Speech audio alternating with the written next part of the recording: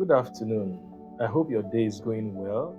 All right, so I want to share a few thoughts with regards to the noise and the or whatnot going on in the social media space with connection to some of the utterances that have been made and actions put up by certain of the clergy in the Christian family.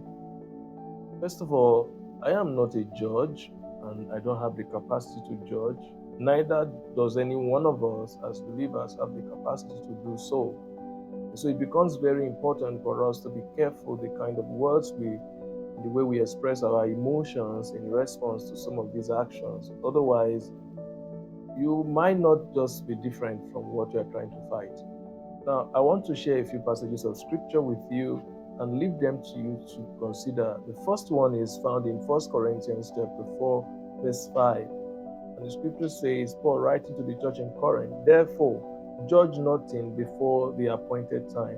Wait till the Lord will bring to light what is hidden in darkness and will expose the motives of men's hearts. At that time, each will receive his praise from God. For every action everyone puts up, good or bad, there is a motive behind them, and it's only God who has the capacity to see those motives.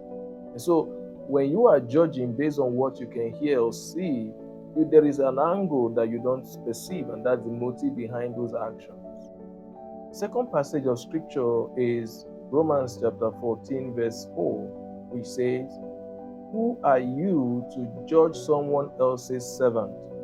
To his own master he stands or falls, and he will stand, for the Lord is able to make him stand. Verse 5 says, one man considers one day more sacred than another. Another man considers every day alike.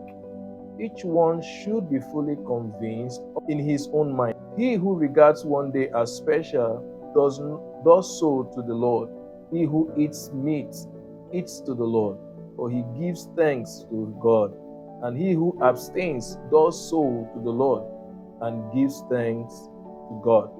For none of us lives to himself alone, and none of us dies to himself alone. If we live, we live to the Lord, and if we die to the Lord. So, whether we live or die, we belong to the Lord. For this very reason, Christ died and returned to life so that he might be the Lord of both the dead and living.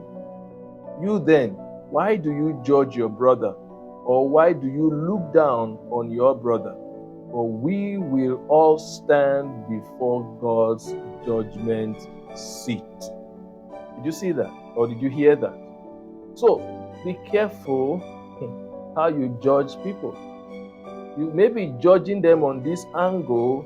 There is another angle where you too are failing.